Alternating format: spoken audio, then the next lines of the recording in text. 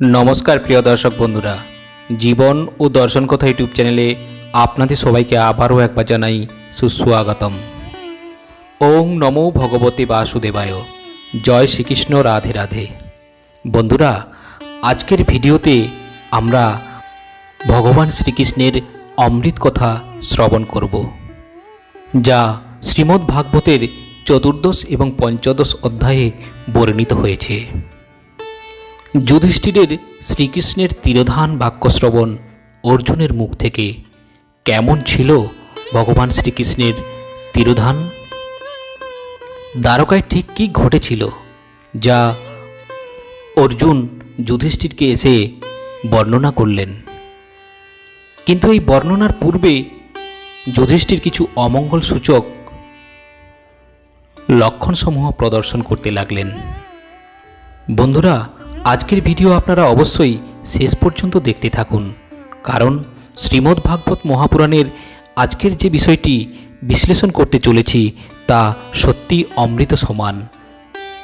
এই অমৃত কথা শ্রবণে সমস্ত পাপ ক্ষয় হয়। এই অমৃত কথা উচ্চারণ করার পূর্বে ভগবান শ্রীকৃষ্ণকে আমি আমার সশ্রদ্ধ প্রণতি নিবেদন করি।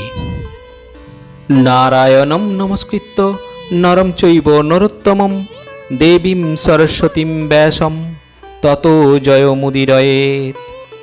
সংসার বিজয়ী গ্রন্থ শ্রীমদ্ ভাগবত মহাপুরাণের চতুর্দশ এবং পঞ্চদশ অধ্যায় উচ্চারণ করার পূর্বে ভগবান শ্রীকৃষ্ণ, বিদ্যার দেবী সরস্বতী এবং সর্বশ্রেষ্ঠ মানব নরনারায়ণেশী নামক ভাগবত অবতার ব্যাসদেবকে আমি আমার সশ্রদ্ধ প্রণতি নিবেদন করি। ওং নমো ভগবতে বাসুদেবায়। শ্রীমদ্ ভাগবত মহাপুরাণের প্রথম স্কন্দের চতুর্দশ অধ্যায়। যুধিষ্ঠিরের শ্রীকৃষ্ণের তিরোধান বাক্য শ্রবণ অর্জুনের মুখ থেকে। সুত বললেন, অর্জুন শ্রীকৃষ্ণের আচরণ এবং অভিপ্রায় জানার জন্য দ্বারকাতে গেলেন। ইতিমধ্যে 7 মাস কেটে গেল। অর্জুন দ্বারকা থেকে ফিরে এলো না। যুধিষ্ঠির ভয়ানক লক্ষণসমূহ দেখতে পেলেন। কালের ভয়াবহ গতি এবং ঋতুধর্মের বিপর্যয় ঘটে গেল। মানুষেরা ক্রোধ, লোভ এবং মিথ্যাযুক্ত হল। পাপ পথে তারাই জীবিকা নির্বাহ করতে থাকল।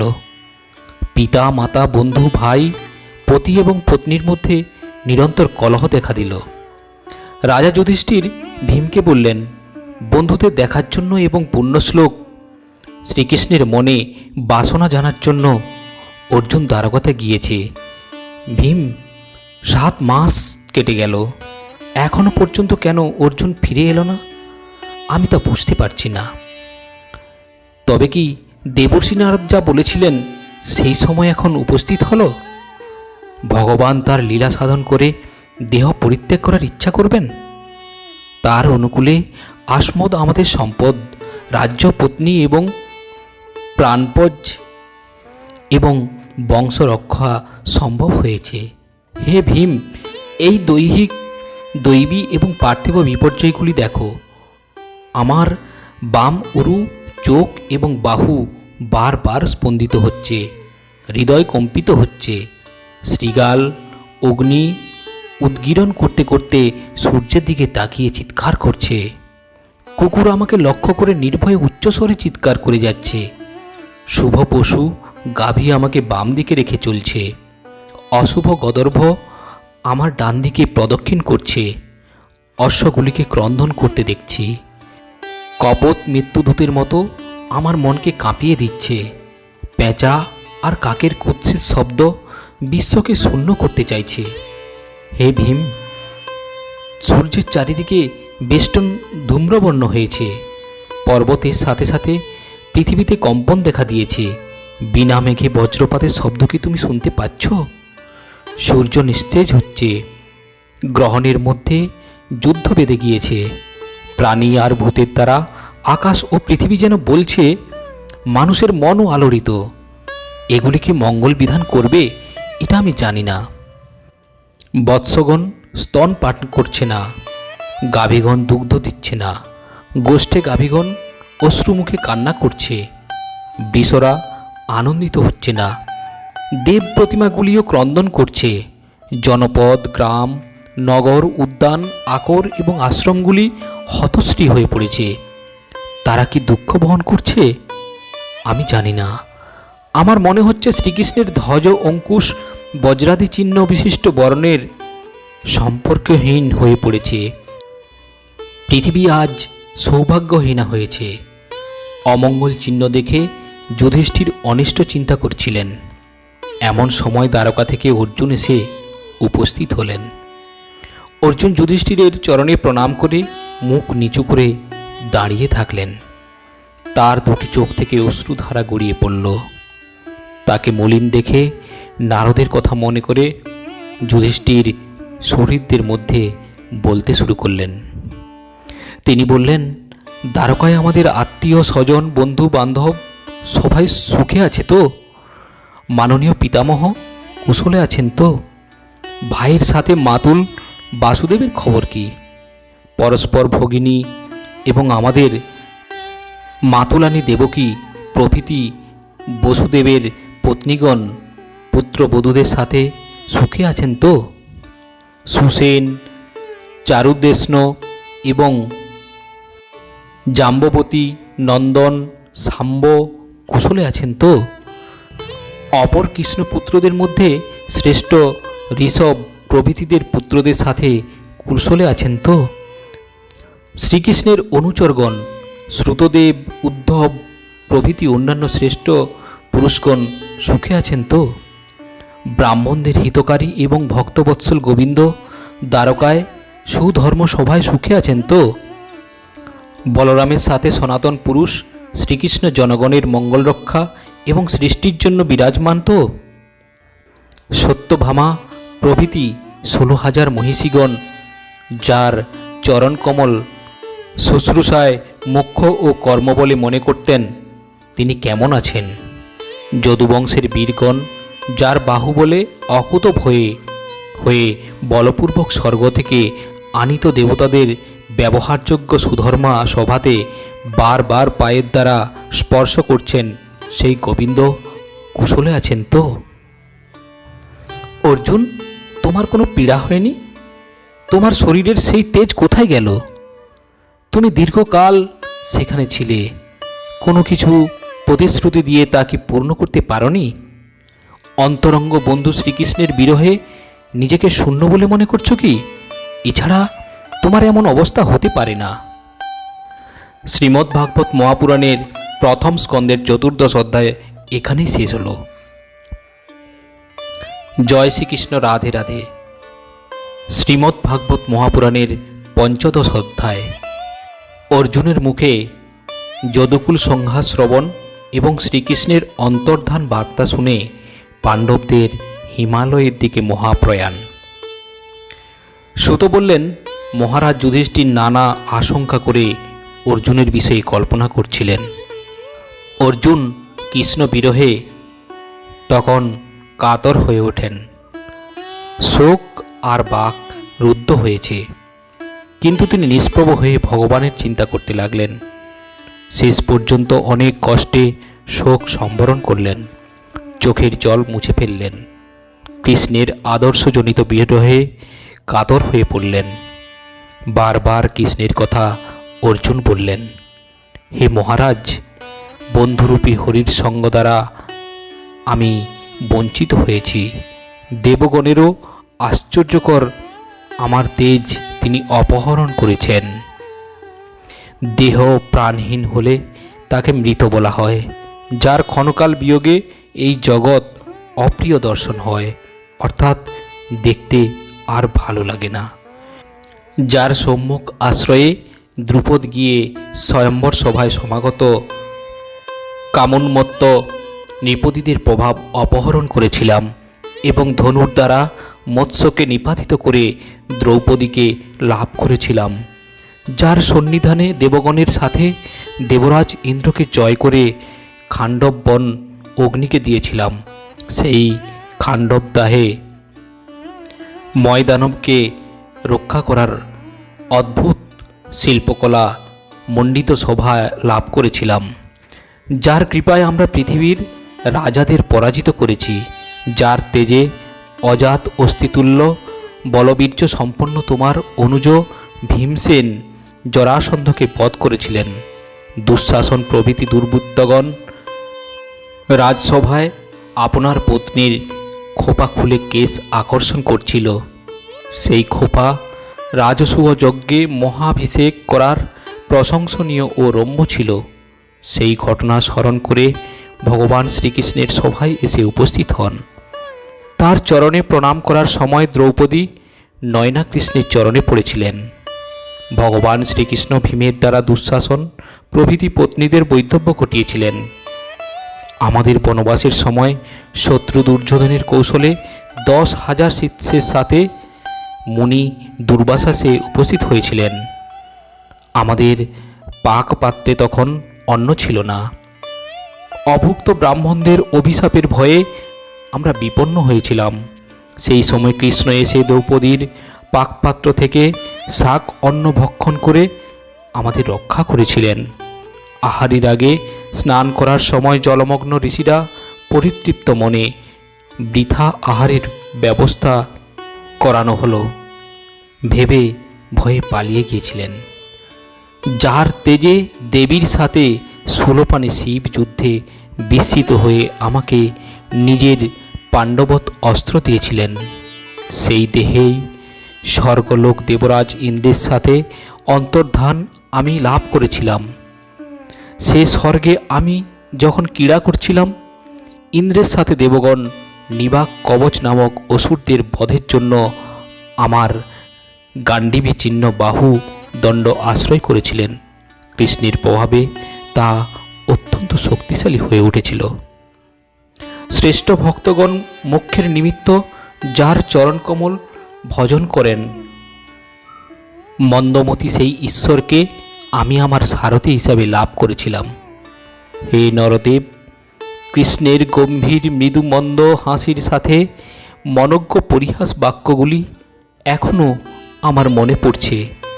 তিনি আমাকে পার্থ, অর্জুন, সখে, কুরুনন্দন ইত্যাদি হৃদয়কাহী সম্বোধনের দ্বারা সম্বোধিত করতেন। শয্যা, উপবেশন, ভ্রমণ এবং প্রশংসা ও ভোজনাদি কর্মে একত্রে অবস্থান করছি। এর ব্যতিক্রম হলে হে বয়স্যা, তিনি অত্যন্ত সত্যবাদী এরূপ বক্তব্য তিনি করতেন। পিতা যেমন পিতৃর অপরাধ ক্ষমা করে, তেমনি কুমতি আমাদের সকল অপরাধ তিনি সহ্য করেছেন। হে মহারাজ, সেই কৃষ্ণের বিরহে এখন আমি শূন্য গৃহে অবস্থান করছি। শ্রীকৃষ্ণের 16,000 মহিষী রক্ষার ভার নিয়ে আমি দুর্বৃত্ত বহুগুণের দ্বারা পরাজিত হয়েছি। আমি সেই গাণ্ডীব, ধনুর, স্বর, অশ্বরথ রক্ষার ভার নিয়ে আমি দুর্বৃত্ত বহুগমের দ্বারা পরাজিত হয়েছি। আমার সেই গাণ্ডীব, ধনু, স্বর, অশ্বরথী সব কিছু আজ শক্তিহীন।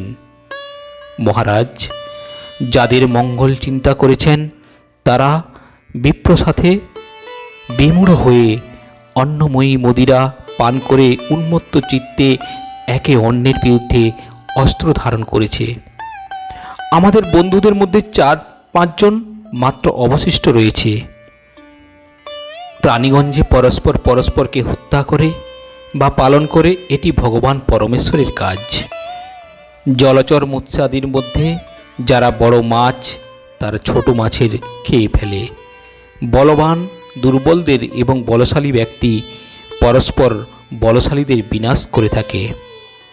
বলিষ্ঠ যদু এবং মহৎ পাণ্ডবদের দ্বারা দুর্বলদের বিনাশ করিয়ে ভগবান যদুদের দ্বারা পরস্পরকে হত্যা করিয়ে পৃথিবীর ভার হরণ করলেন। সুত বললেন, শ্রীকৃষ্ণের চরণ কমল গভীর প্রেমে ধ্যান করতে করতে অর্জুনের চিত্ত বিযুক্ত হয়েছিল। বাসুদেবের চরণ কমলে চিন্তা করে সঞ্জাত ভক্তির দ্বারা বিষয় বাসনা নষ্ট হয়েছিল। যুদ্ধের আগে ভগবান শ্রীকৃষ্ণ যে উপদেশ দিয়েছিলেন অর্জুন তা ভুলে গিয়েছিলেন। এখন আবার সেই জ্ঞান তিনি লাভ করলেন। ব্রহ্মগণের দ্বারা প্রকৃতির লয় হয়, তিনি গুণাতীত হলেন, নাশ হল লিঙ্গদেব এবং সূক্ষ্ম দেহের অর্জুন সম্পূর্ণ শোকমুক্ত হলেন। মহারাজ যুধিষ্ঠির কৃষ্ণের গতি এবং যদুকুলের নাশ চিন্তা করে স্বর্গপথে যাওয়ার কথা ভাবলেন। কুন্তী দেবীও অর্জুনের কথায় জীবনমুক্তা হলেন। লোকে যেমন পায়ে কাঁটা ফুটলে অপর কাঁটা দিয়ে তা তুলে উভয় কাঁটাকে পরিত্যাগ করে, ঠিক সেইভাবে ভগবান শ্রীকৃষ্ণ যে দেহে পৃথিবীর ভার হরণ করিলেন, সেই দেহ পরিত্যাগ করলেন। ঈশ্বরের কাছে অবতার তনু ও ভূতার মুক্তি উভয়ই সমান। অভিনেতা যেমন নিজ রূপে নিজেকে নানা রূপ ধারণ করে এবং শেষ পর্যন্ত অন্তর্ধান করে, ভগবান নিজের স্বরূপ থেকে নানা রূপ ধারণ করে এবং দেহত্যাগ করেন। যার পবিত্র কথা সকলের শ্রবণ করা উচিত, সেই ভগবান মুকুন্দ নিজের দেহের সাথে পৃথিবী ত্যাগ করলেন। অজ্ঞান লোকের অমঙ্গলের জন্য কলি প্রভাব বিস্তার করতে শুরু করল। যুধিষ্ঠির সর্বত্র লোভ, মিথ্যা, হিংসা, ছলনা ইত্যাদির প্রভাব দেখতে পেলেন। তিনি তার সুসংযত পৌত্র পরীক্ষিতকে শশগরা ধরিত্রী অর্পিত করলেন। স্বরাজ্য হস্তিনাপুরে তাকে অভিষিক্ত করা হলো। রাজা যুধিষ্ঠির অনিরুদ্ধের পুত্র বজ্রকে মথুরার সুরসেন বংশের অধিপতি করলেন। নিজে প্রজাপতি দেবতার যজ্ঞ করলেন। 3টি অগ্নিতে আত্মাকে সমর্পণ করলেন। রাজোচিত বস্ত্র, অলঙ্কার সব কিছু ত্যাগ করলেন। ক্ষমতা শূন্য এবং অহংকার শূন্য হয়ে বন্ধন ছিন্ন করলেন। এবার বাক্যকে মনে, মনকে প্রাণে, প্রাণকে আপনার কার্য উৎসর্গের সাথে আপনাকে মৃত্যুতে এবং মৃত্যুকে পঞ্চভূতের সমষ্টি দেহে লয় করলেন। পরবর্তী পর্যায়ে তিনি দেহকে সত্য, রজ এবং তম এই গুণত্রয় লয় করেন এবং গুণত্রয়তে প্রভৃতিতে লয় করেন। এই সমস্ত কারণে প্রকৃতিতে জীবাত্মাতে এবং জীবাত্মাকে অব্যয় ব্রহ্মে লয় করেন। মলিন বসন পরিধান করলেন, নিরাহার ও মৌন হলেন। আলুয়ায়িত কেশে জড় উন্মত্ত পিচের মতো কারো অপেক্ষা না করে বধিরের মতো গৃহে বহির্গত হলেন। পরব্রহ্মকে ধ্যান করতে করতে উত্তর দিকে গমন করলেন। এই দিকে আগে যারা গেছেন এবং সেখান থেকে আর কেউ ফিরে আসেনি। ভীম প্রভৃতি ভাইয়েরা অগ্রজের মতো গৃহ থেকে বহির্গত হলেন। যুধিষ্ঠির ধর্মাদি 12টি পুরুষার্থক সম্যক রূপে নির্বাহ করছিলেন। তিনি বুঝতে পারছিলেন যে শ্রীকৃষ্ণের পাদপদ্মেই তার আশ্রয়। সকল ভাই ভগবানের ধ্যানচ্যুত ভক্তিতে পবিত্র বুদ্ধি লাভ করলেন। বিদুরও শ্রীকৃষ্ণের প্রতি মন অবিনিবিষ্ট করলেন। প্রভাত সূর্যে দেহত্যাগ করলেন। পিতৃগণের সাথে স্বস্থানে গমন করলেন। তখন দ্রৌপদীও ভগবান বাসুদেবের একান্তমতি হয়ে তাকে লাভ করলেন। শ্রীমদ্ ভাগবত মহাপুরাণের প্রথম স্কন্ধের 5ম অধ্যায় এখানেই সমাপ্ত। বন্ধুরা, কেমন লাগলো আজকের ভিডিও অবশ্যই আপনারা কমেন্টস করে জানাবেন। শ্রীকৃষ্ণ বিরহের এই বিরল অমৃত কথা আপনাদের আশা করি খুবই ভালো লেগেছে। আর অবশ্যই আজকের এই সুন্দর অমৃত কথা শ্রবণ করে আমরা আসুন আরও একবার ভগবান শ্রীকৃষ্ণকে স্মরণ করি। হরে কৃষ্ণ কৃষ্ণ কৃষ্ণ হরে হরে, হরে রাম রাম রাম হরে হরে। হরে কৃষ্ণ কৃষ্ণ কৃষ্ণ হরে হরে, হরে রাম রাম রাম হরে হরে। হরে কৃষ্ণ কৃষ্ণ কৃষ্ণ কৃষ্ণ হরে হরে, হরে রাম রাম রাম হরে হরে। জয় শ্রীকৃষ্ণ, রাধে রাধে। আজ এই পর্যন্ত, আবারও আসবো পরের ভিডিও নিয়ে। ততক্ষণ ভালো থাকবেন, সুস্থ থাকবেন। নমস্কার।